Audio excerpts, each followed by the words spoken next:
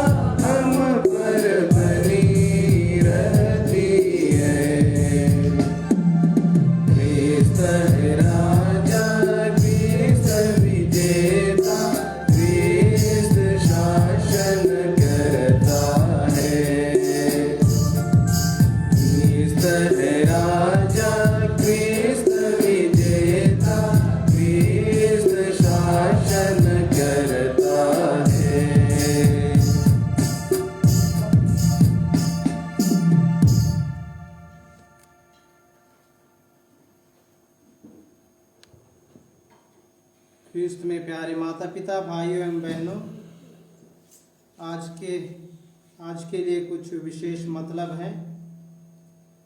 जेफेरनियुस क्रिकेटा जो अस्वस्थ हैं, उनके पूरे शरीर में दर्द के साथ जलन हो रहा है। इस वक्त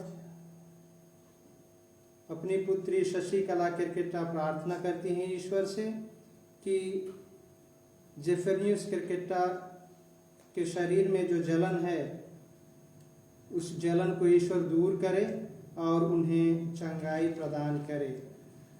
सुलोचना तिर्की के जन्म दिवस के अवसर पर ईश्वरीय कृपा के लिए और उसके मार्गदर्शन के लिए ईश्वर को धन्यवाद देते हैं तथा प्रार्थना करते हैं कि आने वाले दिनों में भी ईश्वर की असीम कृपा उस पर सदा बनी रहे, उन्हें सुस्वस्थ रखे और उनका मार्गदर्शन करे।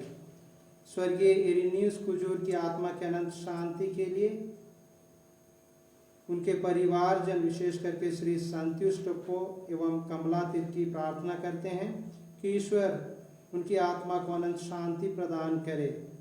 अर्पण तिर्की, जिनका जन्मदिन कल था, जन्म दिवस के अवसर पर ईश्वर को धन्यवाद देते हैं सभी कृपादानों के लिए और प्रार्थना करते हैं कि ईश्वर उन्हें सुस्वस्थ रखे, उनकी नौकरी एवं जीवन पर ईश्वर की विशेष आशीष एवं कृपा सदा बनी रहे।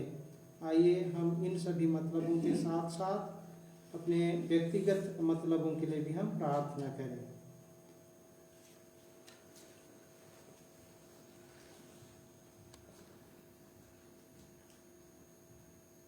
बलित मेमना सामर्थ्य तथा ईश्वरता, ज्ञान, शक्ति एवं सम्मान के योग्य हैं।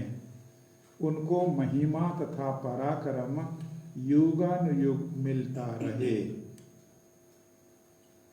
पिता और पुत्र और पवित्र आत्मा के नाम पर आमीन। हमारे प्रभु यीशु ख्रिस्त की कृपा, ईश्वर का प्रेम तथा पवित्र आत्मा का साहचर्य आप सबों को प्राप्त हो। आपकी आत्मा के साथ थी।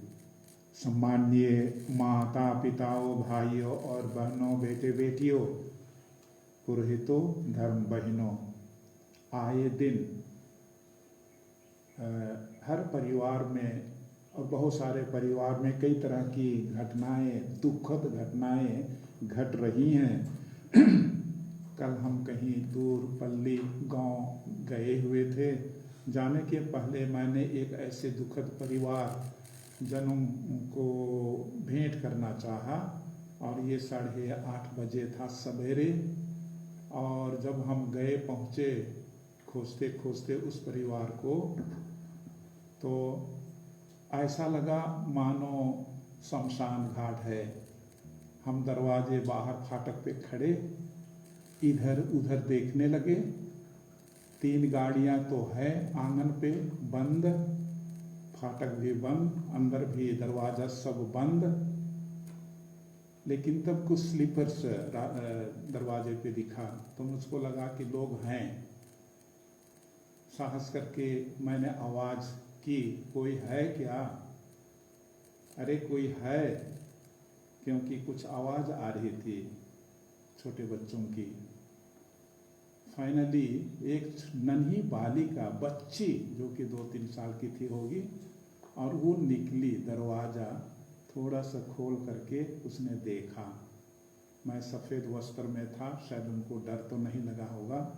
अंदर चली गई और सोचता हूँ शायद वो जगाई।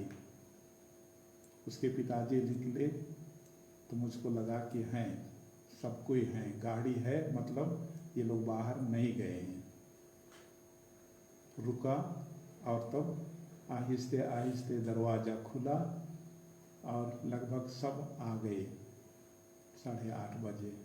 कहने का मतलब आप इस समय शायद अभी भी सो रहे हैं। आज संडे है, बहुत बड़ा त्योहार है, आप इसको जान रहे हैं। बहुत कोई आप आ चुके हैं अपने परिवार वेदी के सामने और मुझको सुन रहे हैं, देख रहे हैं। लेकिन शायद ऐसे भी होगा किसी तरह से बहुत कोई अभी भी सो रहे हैं। उनको दिलासा दिया और मैं निकल गया। लेकिन तब वो बच्ची का साहस और उनकी जो जागरूकता है वो मुझको बहुत अच्छी लग रही है। अभी भी मैं सोच रहा हूँ सामुएल पुराने व्यवस्थान की वो बात, नन्हा बालक उठता है, दौड़ता हुआ जाता है, आवाज़ कहाँ से आ रही है, कुछ ऐसे ही।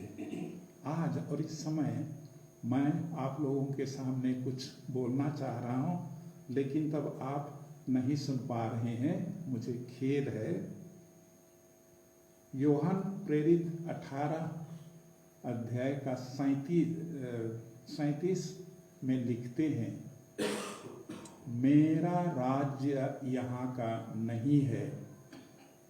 महान सम्राट राजा पिलातुस के सामने पूरी दुनिया, स्वर्ग और पृथ्वी का राजा खड़ा है सामने, और वो कह रहा है मेरा राज्य इस यहाँ का नहीं है।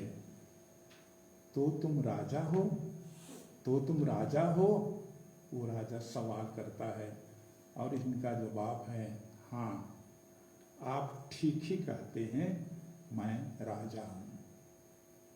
आप ठीक ही कहते हैं, मैं राजा हूँ।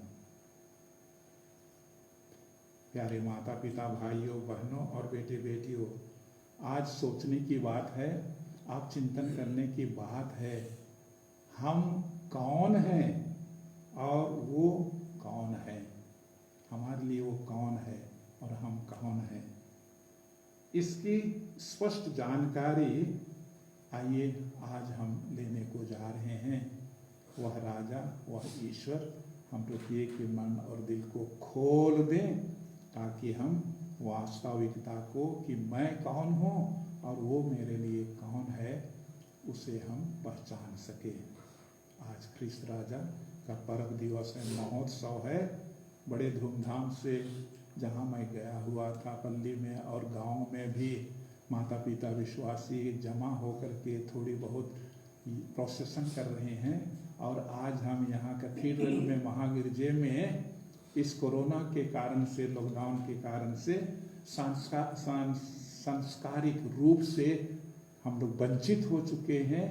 ईश्वर से, यीशु से, राजा से हम लोग दूर हैं, लेकिन वो राजा हमसे दूर नहीं है, वो हमारे दिल में है। वो हमको निमंत्रण दे रहे हैं, बुला रहे हैं, आइए तब हम इस समारोह में शामिल हों और उस राजा के प्रति हम कृतज्ञ ठहरें कि उन्होंने हमको अपनाया और उन्होंने हमें पिता ईश्वर का उस राज्य के प्रजा बनने का ये प्रिविलेज कहेंगे, क्षमता की योग्यता हमें प्रदान की है।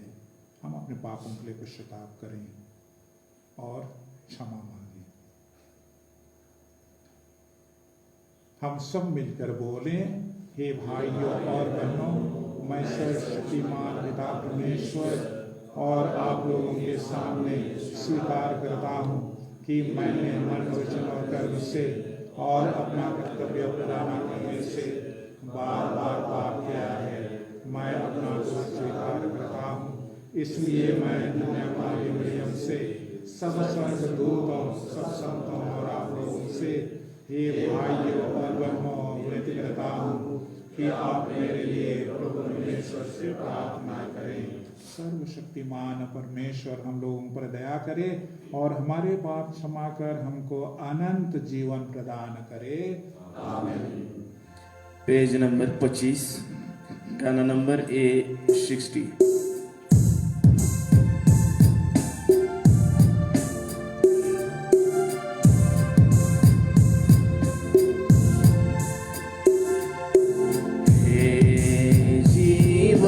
स्रोत पिता परमेश्वर,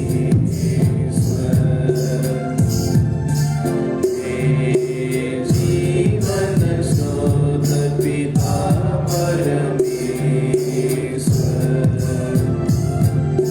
दया कर हम पर, दया कर, दया कर हम पर, दया कर।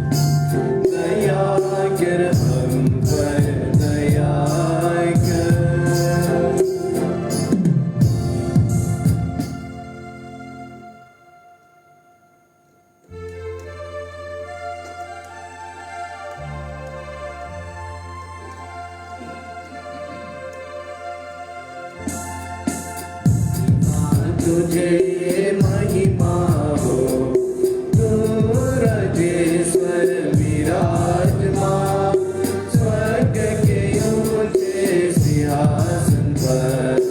महिमा तुझे महिमा हो,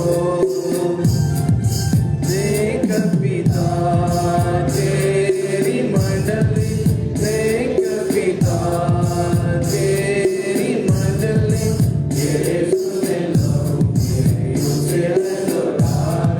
पवित्र आत्मा बलस का युजक, स्तुति तेरी अब है करती, सारी दुनिया में बदलती।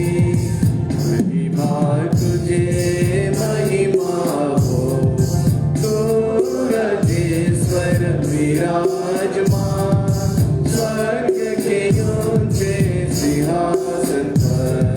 महिमा तुझे महिमा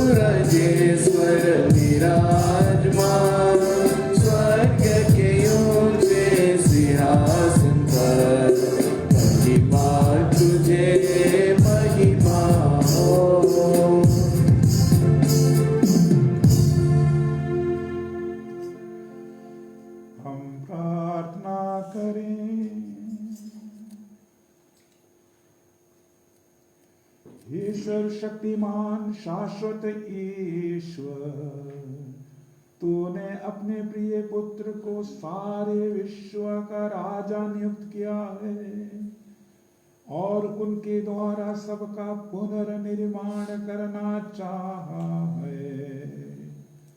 ऐसी कृपा कर कि सारी सृष्टि गुलामी की बेड़ियों से मुक्त होकर सदा तेरी सेवा और महिमा गान करे। हम यह प्रार्थना करते हैं उन्हें हमारे प्रभु और तेरे पुत्र यीशु ख्रिस्त के द्वारा, जो ईश्वर होकर तेरे तथा पवित्र आत्मा के साथ युगानुयुग जीते और राज्य करते हैं।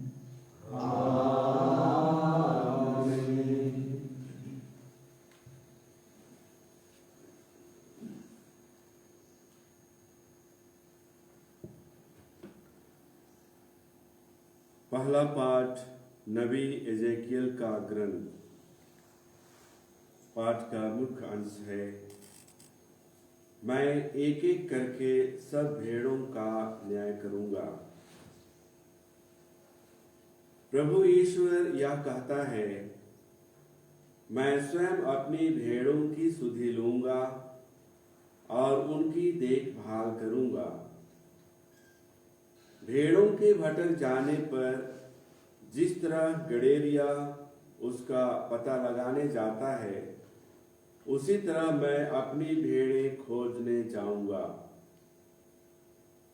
कुहरे और अंधेरे में जहां कहीं वे तितर बितर हो गया है, मैं उन्हें वहां छुड़ा लाऊंगा। मैं स्वयं अपनी भेड़ें चराऊंगा और उन्हें विश्राम करने की जगह दिखाऊंगा। जो भेड़ें खो गई हैं, मैं उन्हें खोज निकालूंगा।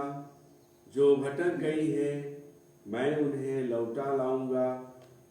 जो घायल हो गई हैं, उनके घावों पर पट्टी बांधूंगा।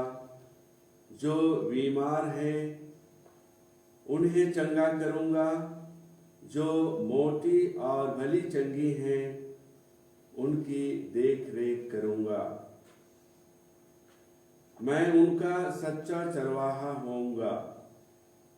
हे मेरी भेड़ों, तुम्हारे विषय में प्रभु ईश्वर यह कहता है, मैं एक एक कर के मेढ़ों और बकरों का सबका न्याय करूंगा।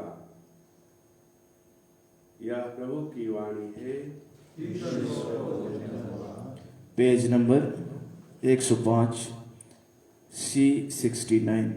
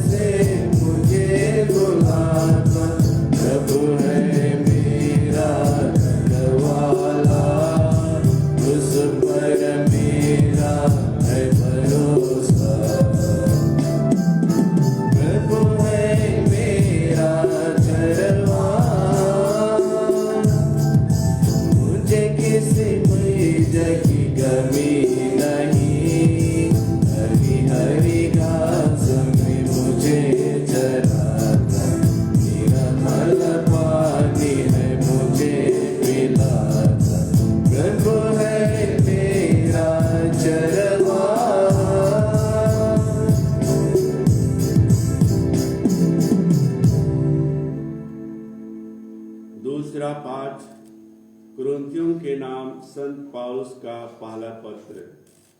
पाठ का मुख्य अंश है, वह पिता परमेश्वर को राज्य अर्पित करेगा जिससे वह सब पर पूर्ण शासन करे। मसीह मृतकों में से जी उठे हैं। जो लोग मृत्यु में सो रहे हैं, उनमें से वह सबसे पहले जी उठे हैं।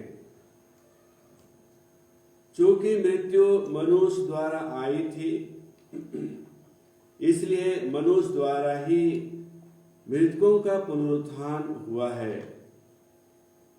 जिस तरह सब मनुष्य आदम में मर जाते हैं, उसी तरह सब मसीह में पुनर्जीवित कर दिए जाएंगे।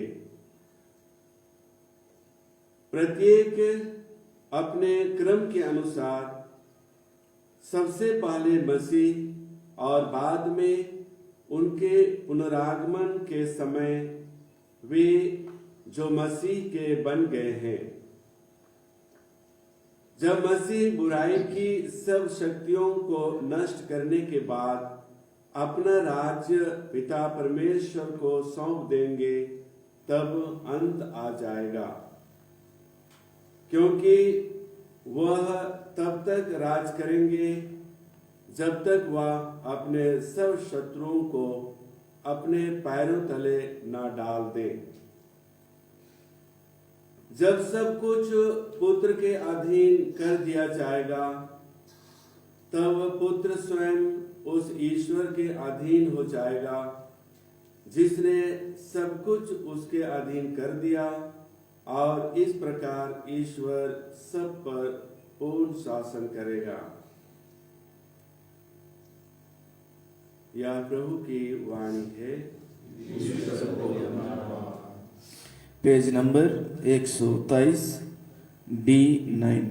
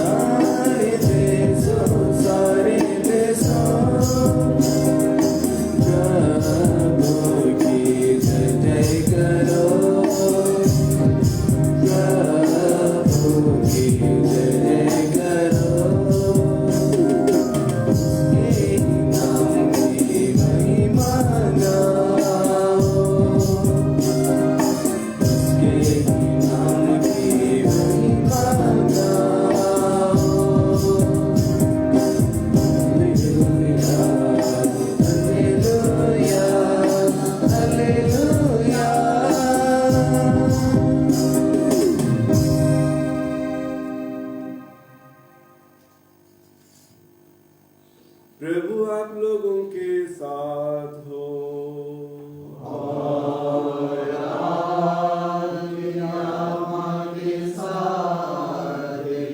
संत मत्ती के अनुसार पवित्र सुसमाचार।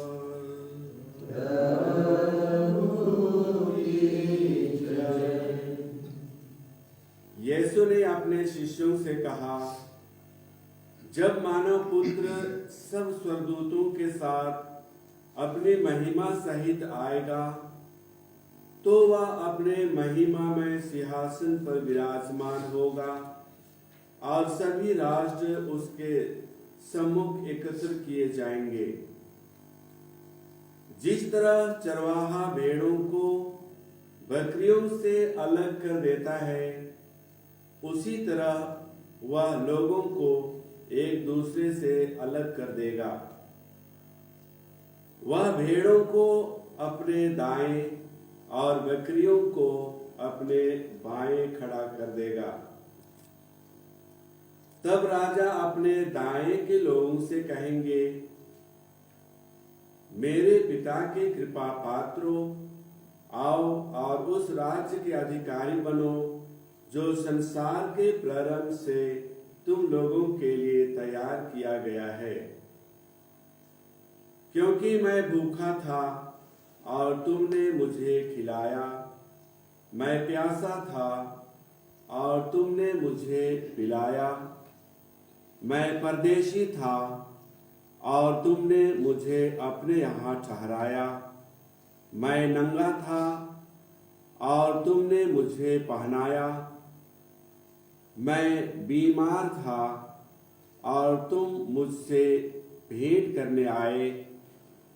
मैं बंदी था और तुम मुझसे मिलने आए। इस पर धर्मी उनसे कहेंगे, प्रभु, हमने कब आपको भूखा देखा और खिलाया, कब प्यासा देखा और पिलाया? हमने कब आपको परदेशी देखा और अपने यहाँ ठहराया, कब नंगा देखा और पहनाया? कब आपको बीमार अथवा बंदी देखा और आपसे मिलने आए? राजा उन्हें यह उत्तर देंगे, मैं तुम लोगों से कहे देता हूं, तुमने मेरे इन भाइयों में से किसी एक के लिए, चाहे वह कितना ही छोटा क्यों ना हो, जो कुछ किया वह तुमने मेरे लिए ही किया। तब वह अपने बाएं के लोगों से कहेंगे, शापितों, मुझसे दूर हट जाओ, उस अनंत आग में जाओ जो शैतान और उसके दूतों के लिए तैयार की गई है। क्योंकि मैं भूखा था और तुम लोगों ने मुझे नहीं खिलाया, मैं प्यासा था और तुमने मुझे नहीं पिलाया, मैं परदेशी था और तुमने मुझे अपने यहाँ नहीं ठहराया, मैं नंगा था और तुमने मुझे नहीं पहनाया, मैं बीमार और बंदी था और तुम मुझसे नहीं मिलने आए। इस पर वे भी उनसे पूछेंगे, प्रभु, हमने कब आपको भूखा, प्यासा, परदेशी, नंगा, बीमार और बंदी देखा और आपकी सेवा नहीं की? तब राजा उन्हें यह उत्तर देंगे, मैं तुम लोगों से कहे देता हूं, जो कुछ तुमने मेरे छोटे से छोटे भाइयों में किसी एक के लिए भी नहीं किया, वह तुमने मेरे लिए भी नहीं किया। और वे अनंत दंड भोगने जाएंगे, परंतु धर्मी अनंत जीवन में प्रवेश करेंगे। यह प्रभु का सुसमाचार है।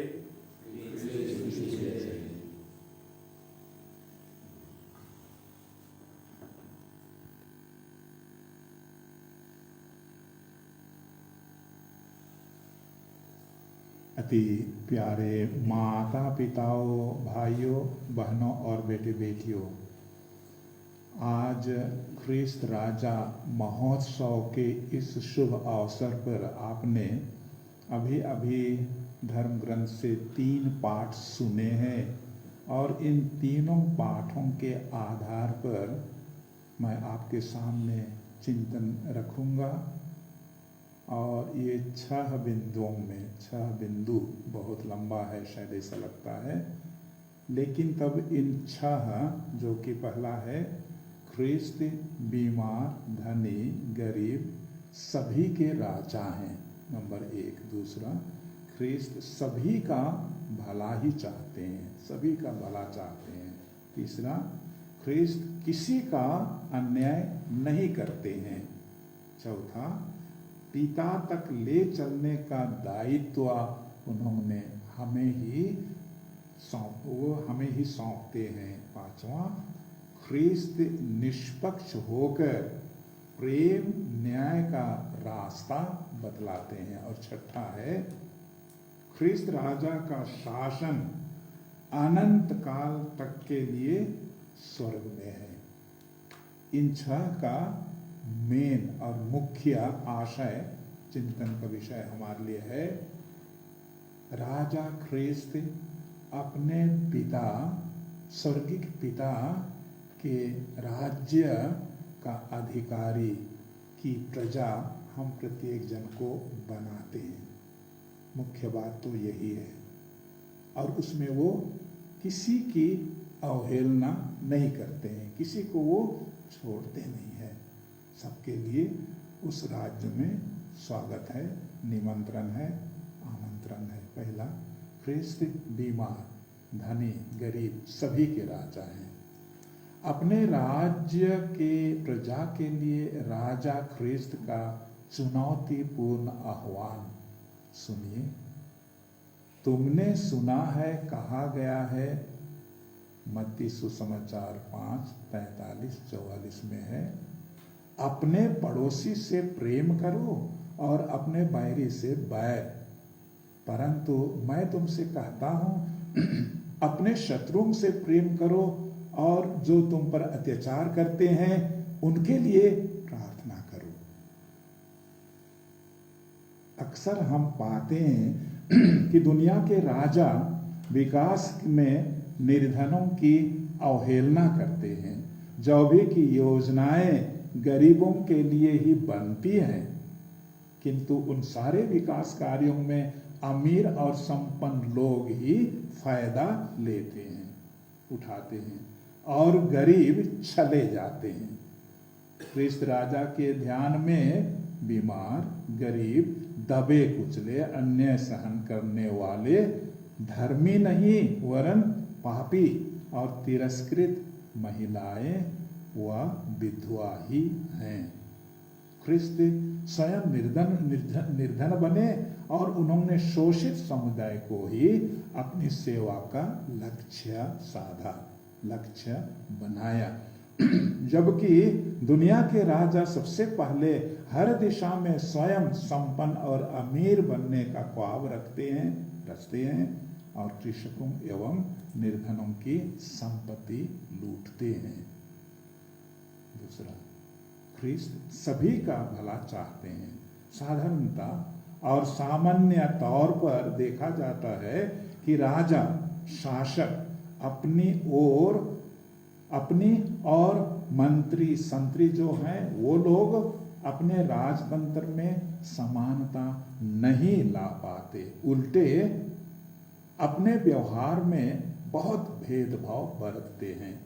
यह आप सभी का अनुभव होगा। सेवा के बदले शोषण की नीति अपनाते हैं, हमेशा अपने ही हित की योजना बनाते हैं। सभी कार्यक्रमों में पहले तय वो लोग कर लेते हैं कि अपने स्वयं के लिए कितनी प्रतिशत कमाई वो करेंगे। कमजोर तबके के लोगों की आड़ में अमीरों के लिए ही वो काम करते हैं। इस तरह आप देखते हैं गरीब गरीब ही बन जाते हैं, धनवान अमीर बनते जाते हैं। राष्ट्र का विकास कहाँ होता है? इसमें नहीं होता है। जबकि ख्रिस्त राजा सदैव सभी के उत्थान और विकास की सोच रखते हैं। मसीह के कार्यों में भेदभाव या किसी प्रकार की ऊंच नीच के लिए उनकी योजनाओं में कोई जगह नहीं है। आप ये देख सकते हैं। तीसरा, ख्रिस्त किसी का अन्याय नहीं करते, अन्याय नहीं चाहते हैं। वह स्वयं इस दुनिया में आते हैं। दुनिया में राजा को अपूर्व धन दौलत, अपार संपत्ति, नौकर चाकर और असंख्य सैनिकों तथा युद्ध सामानों की जरूरत होती है। जबकि ख्रिस्त राजा के लिए प्रेम और सेवा के सिवाय और कोई अन्य हथियार की जरूरत नहीं है। वे स्वयं इस दुनिया में आते हैं, सेवा करते हैं, जैसा आज हमें प्रथम पाठ में स्पष्ट रूप से बतलाया गया है। आपने सुना अभी जरूरतमंद लोगों की वो सेवा हर प्रकार से करते हैं। भूखों को खिलाते हैं, घायल को पट्टी बांधते हैं, बीमारी से पीड़ित को चंगाई देते हैं, जो खो गए हैं उन्हें ढूंढने को निकल पड़ते हैं, मृतक जिलाए जाते हैं इत्यादि। इन सारे कार्यों में किसी प्रकार के भेदभाव अथवा किसी के प्रति अन्याय नहीं करते हैं। ख्रिस्त के राज्य में सभी स्तर के लोगों की बड़ी आत्मीयता पूर्वक अच्छी सुधि दी जाती है। चौथा, पिता तक ले चलने का दायित्व हमें सौंपते हैं। बिना भेदभाव के बीमार, लाचार, निर्धन एवं तिरस्कृत लोगों की सेवा करते हुए सभी जन को अमीरों को भी पिता ईश्वर के राज्य तक ले चल जाने का कार्य ईसा मसीह प्रेम पूर्वक निभाते हैं। इस तरह इसका यह तात्पर्य है कि वह इसी दुनिया तक सीमित नहीं है, किंतु सभी को अंतिम दिन में अपने पिता के हाथों सौंप देना चाहते हैं। यही जिम्मेदारी वो अपनी समझते हैं। यह आपने पाठ में सुना है। यह जीवन तो क्षणिक है, परंतु हम अनंत आनंद के जीवन के लिए सृष्ट किए गए हैं, बनाए गए हैं, सृजन किए गए हैं। वहीं उसी जगह में और उसी अनंत आनंद के स्वर्ग राज्य का रास्ता दिखाने के लिए ही वो राजा ख्रिस्त इस दुनिया में आए हैं। पांचवां, ख्रिस्त निष्पक्ष होकर प्रेम और न्याय का रास्ता बतलाते हैं और इसीलिए वो आए थे।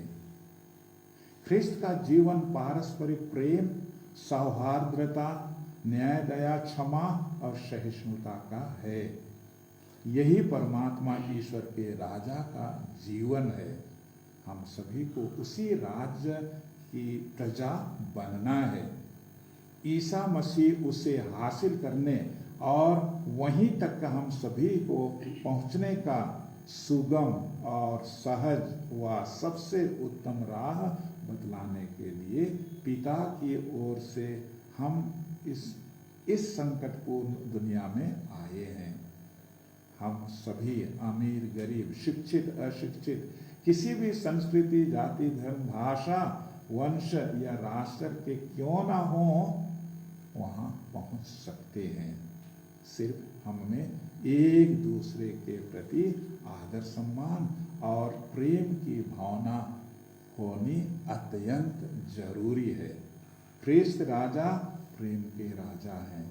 वो इस दुनिया के राजा नहीं है, जैसे उन्होंने स्पष्ट कहा है। वो इस दुनिया के राजा नहीं है। वह तो स्वर्ग के राजा हैं, जो अनंत सुख, चैन और शांति के राज्य को दिलाने के लिए ही इस धरा पर आए हैं। एक दिन हमें वहीं जाना है। उसी राज्य की प्राप्ति के लिए हमें इस दुनिया में जीना और कठिन तथा निरंतर परिश्रम करना है। छठा, अंतिम, ख्रिस्त राजा का शासन अनंत काल तक के लिए स्वर्ग में है। उसे सभी जन अर्जित कर सकते हैं, सभी को अर्जित कर सकते हैं। उसे हमें इसी दुनिया में अर्जित करना है। उसे हमको यहीं पे पाना है। उसे पाने का एक ही शर्त है और एक ही उपाय है, और वह है पारस्परिक प्रेम, दया, क्षमा और एक दूसरे के साथ आदर सम्मान का जीवन। पारस्परिक प्रेम और आदर सम्मान का जीवन, सुख का अनंत जीवन जो स्वर्ग ही है, उसे पाने की जिम्मेदारी ईसा मसीह हम प्रत्येक मानव पर स्वतंत्र रूप से छोड़ देते हैं। उसे पाना, उसे नहीं पाना हम पर निर्भर है, जो कि पारस्परिक प्रेम के जीवन पर निहित है। उसे हम आज के तीसरे पाठ में अर्थात सुसमाचार में पाते हैं, हमने सुना। अंत में एक बहुत सुंदर वाक्य है। प्रभु कहते हैं, तुमने मेरे इन भाइयों में से किसी एक के लिए जो कुछ भी किया या चाहे वह कितना ही छोटा क्यों ना हो, तुमने वह मेरे लिए ही किया है। 25-40 में संत मती सुसमाचार। अतः प्यारे भाइयों बहनों, बेटे बेटियों, आइए हम सुसमाचार के इन वचनों को रोज रोज के जीवन में अमल में लाएं और उसे बखूबी से जिए। आमीन।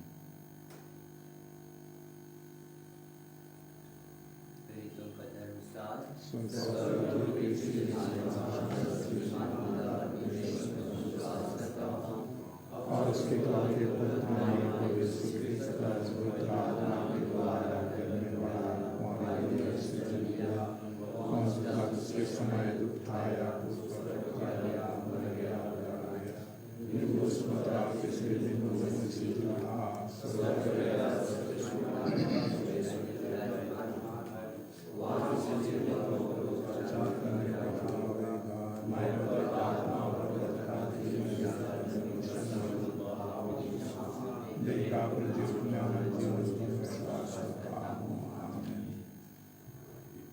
प्यारे भाइयों और बहनों, हम सभी जो कि अपने अपने परिवार वेदी के सामने उपस्थित हैं और इसी समारोह में शामिल हो रहे हैं, आइए हम ईश्वर पिता से आज दिन के लिए अपनी अपनी मन्नतें, अपनी आवश्यकताओं को निवेदन के रूप में प्रस्तुत करें।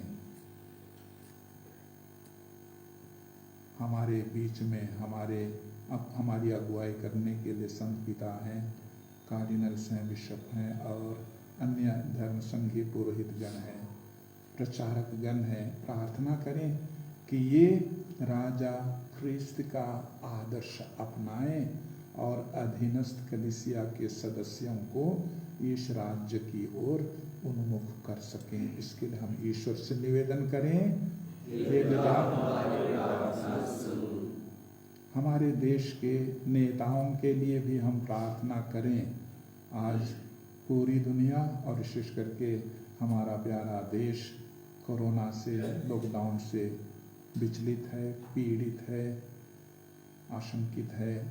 ईश्वर और हमारा ये राजा जो कि शांति का राजा है, हर जन के दिल में प्रवेश करे और आपसी सद्भावना, प्रेम का राज्य स्थापित करे। इसके लिए हम ईश्वर से निवेदन करें, पिता हमारी प्रार्थना सुन।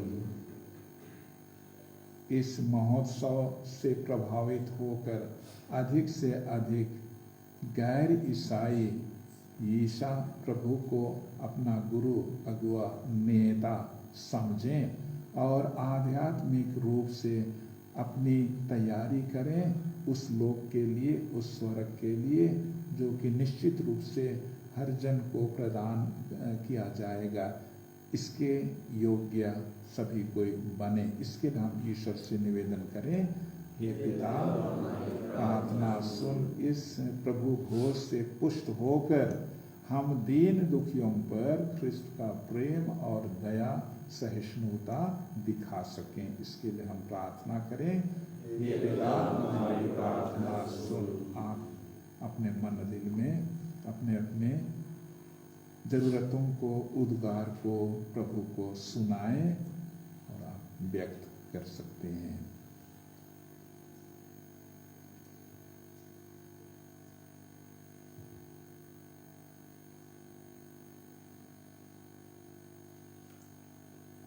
हे स्वर्ग में विराजमान अब्बा पिता, तो हमारा शासक है, तो हमारा ईश्वर है, सृष्टिकर्ता, मुक्तिदाता, पालनहार। हम प्रत्येक विश्वासी और तेरी प्रजा, प्यारी प्रजा को दया कर करुणा से भर दे, ताकि हम आपस में मेल मिलाप का, पारस्परिक सद्भावना का जीवन जीते हुए उस पवित्र राज्य जो कि स्वर्गीय है उसके योग्य हम बन सकें। अधिक से अधिक माता पिता जो कि आज दुखित हैं, पीड़ित हैं, शायद हताश निराश की स्थिति में हैं, क्योंकि उनकी मांग की पूर्ति नहीं होती है, उन्हें भी तू सुदृढ़ बना दे। यह प्रार्थना हम करते हैं हमारे प्रभु ख्रिस्त के द्वारा, आमीन। Page number 132 E3।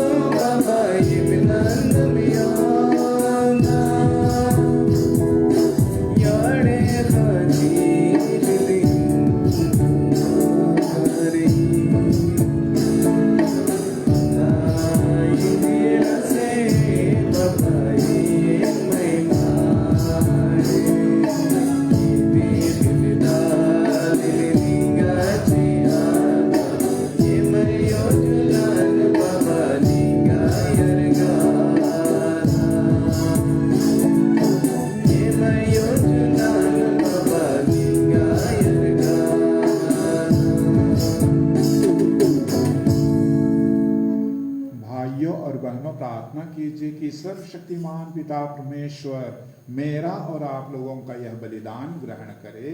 प्रभु अपने नाम की स्तुति के लिए और हमारे आत्मिक समस्त पवित्र से अपने आप के लिए आपके नाम से ग्रहण करे। हे प्रभु, हम तुझे यह बलि चाहते हैं जो तेरे और मनुष्यों के बीच मेल मिलाप कराता है। हमारे प्रभु और यीशु जो बलि के रूप में चढ़ाए जाते हैं, सब लोगों को एकता और शांति प्रदान करें। विशेष करके हम उन सारे भाइयों बहनों माता पिता बेटे बेटी जो कि इन्हीं दिनों में चले गए हैं और आज दुखित है पीड़ित है, उनके परिवार के जन और जो मतलब आज इसी बलिदान के लिए चढ़ाए जा रहे हैं, प्रभु उन सारी आवश्यकताओं को तेरे सामने रखते हैं। तू ग्रहण कर और हमें आशीष दे। यह प्रार्थना हम करते हैं हमारे प्रभु ख्रिस्त के द्वारा। प्रभु आप लोगों के साथ हो।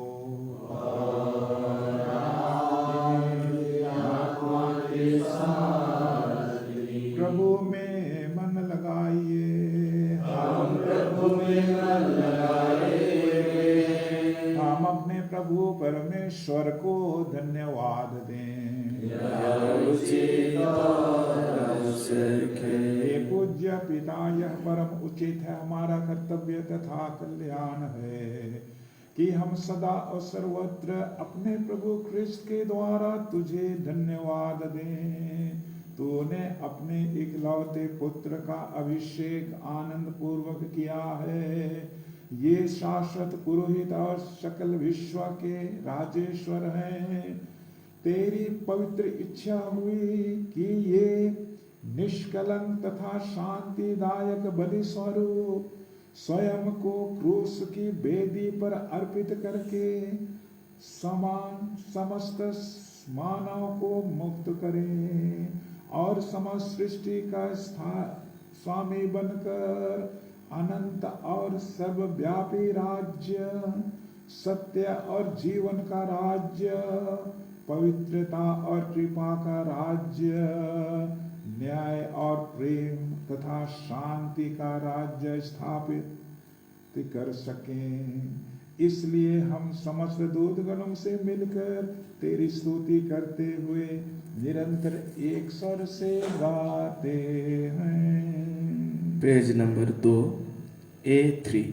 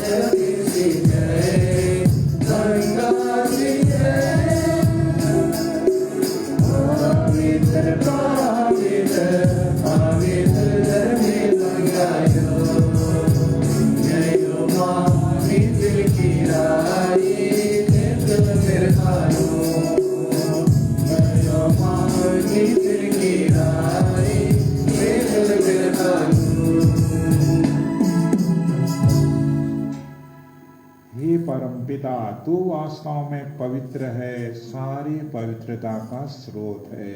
हम तुझसे निवेदन करते हैं तू यह हार अपने आत्मा के संस्पर्श से पवित्र कर दे कि यह हमारे प्रभु यीशु क्रिस्त का शरीर तथा रक्त बन जाए। जिस रात को यीशु स्वेच्छा से मृत्यु के लिए सौंपे गए, उन्होंने रोटी ली, तुझे धन्यवाद दिया और रोटी तोड़कर उसे अपने शिष्यों को देते हुए कहा, तुम सब इसे लो और खाओ, यह मेरा शरीर है जो तुम्हारे लिए बलि चढ़ाया जाएगा।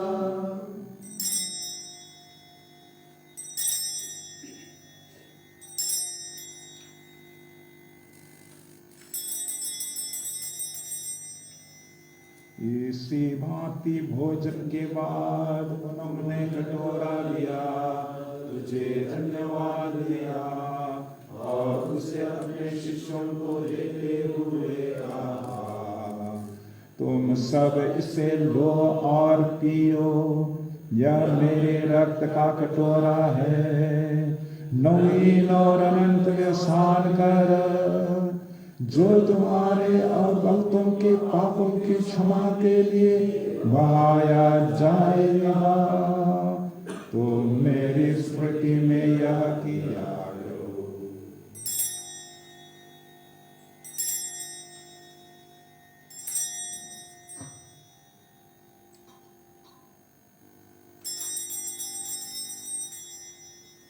यह है हमारे विश्वास का रहस्य।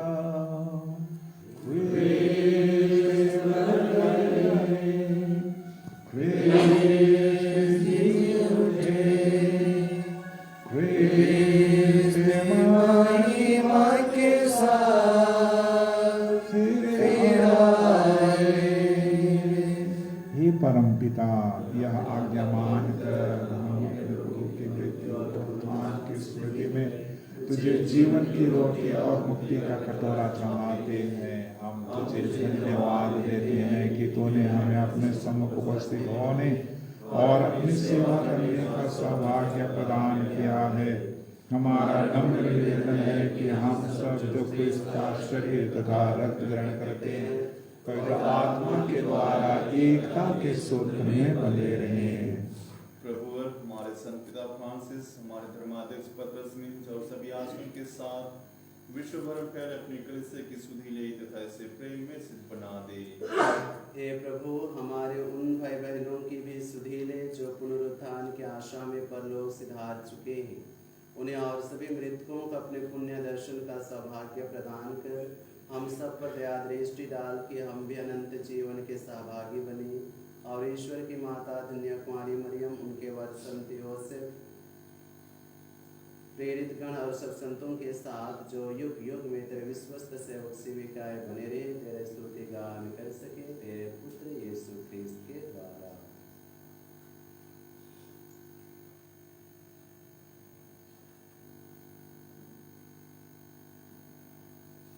इन्हीं प्रभु ख्रिस्त के द्वारा, इन्हीं के साथ और इन्हीं में इस सत्य के मान पिता परमेश्वर पवित्र आत्मा के साथ तुझे समर्थ तथा महिमा योग मिलती रहती है।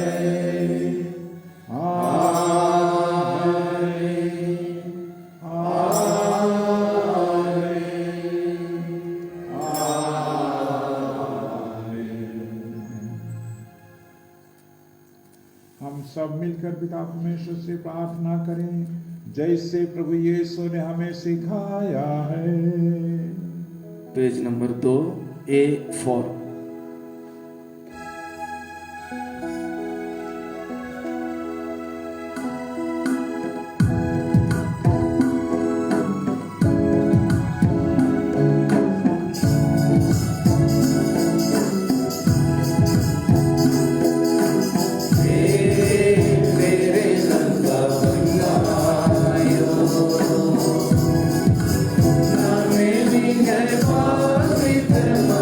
Amen.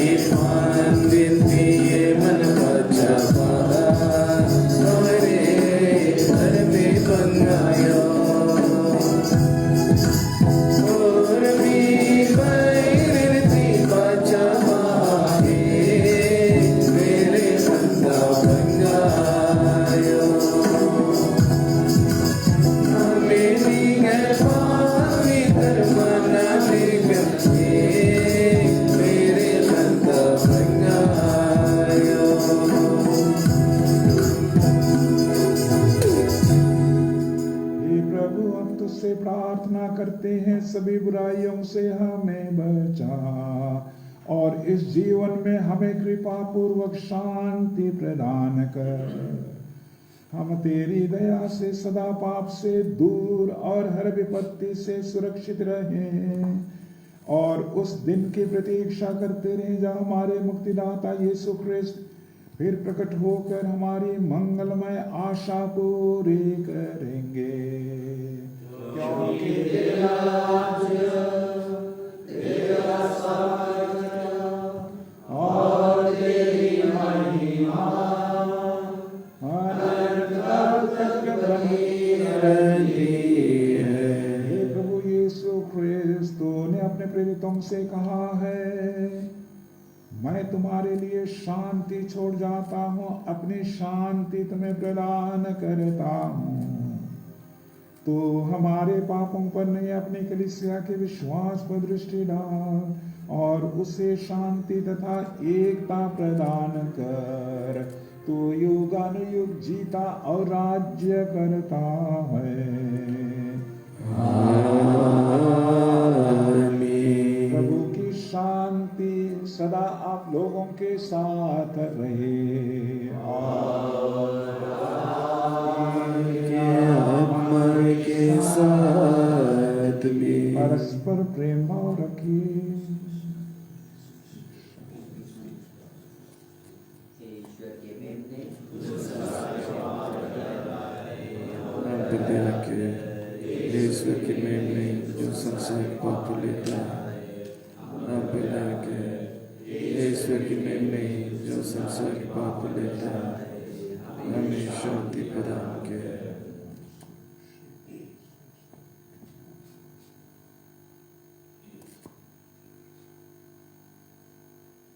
देखिए ईश्वर का मेमना, ऐसे देखिए जो संसार के पाप लेते हैं। धन्य है हम सब जो प्रभु के इस भोज में बुलाए जाते हैं। हे प्रभु, मैं इस योग्य नहीं हूँ कि आप मेरे यहाँ आए, तो एक शब्द कह लीजिए और मेरी आत्मा चली जाएगी।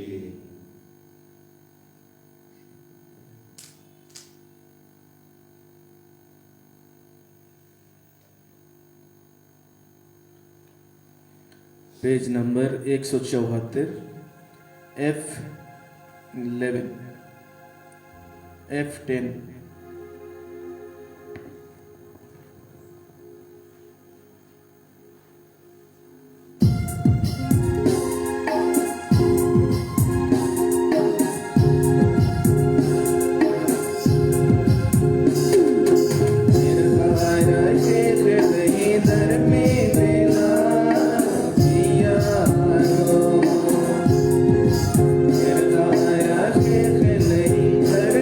Terima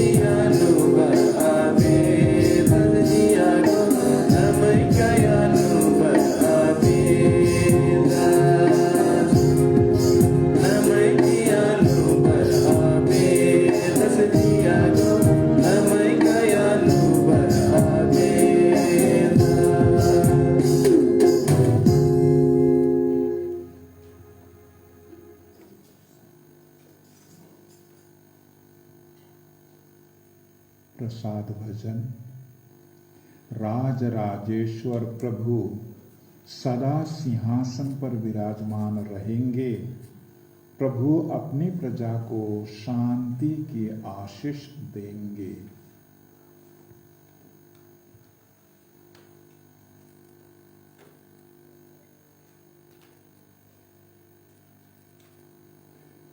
प्यारे राजा ख्रिस्त, तू तो हम प्रत्येक के हृदय घर में विराजता है।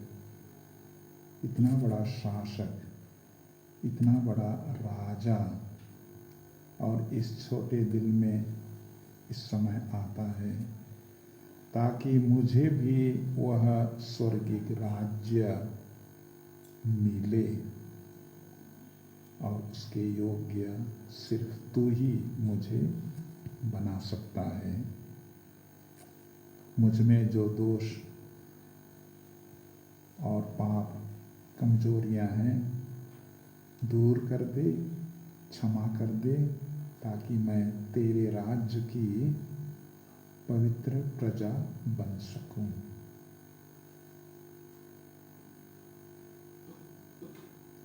हम प्रार्थना करें। हे पूज्य पिता ईश्वर, हम सकल विश्व के राजा प्रभु यीशु ख्रिस्त की आज्ञाओं का पालन करने में अपना सौभाग्य मानते हैं। अमर जीवन का प्रसाद ग्रहण कर हम तुझसे निवेदन करते हैं कि हम तेरी दया से राज राजेश्वर ख्रिस्त के साथ अनंत काल तक स्वर्ग राज्य में निवास करें। हमें यह कृपा प्रदान कर उन्हें हमारे प्रभु ख्रिस्त के द्वारा। आमीन। प्रभु आप लोगों के साथ हो। आत्मा के साथ भी। सर्वशक्तिमान परमेश्वर पिता और पुत्र और पवित्र आत्मा आप लोगों को आशीर्वाद प्रदान करे। आमीन। आप लोग विदा लें। प्रभु की शांति साथ रहे।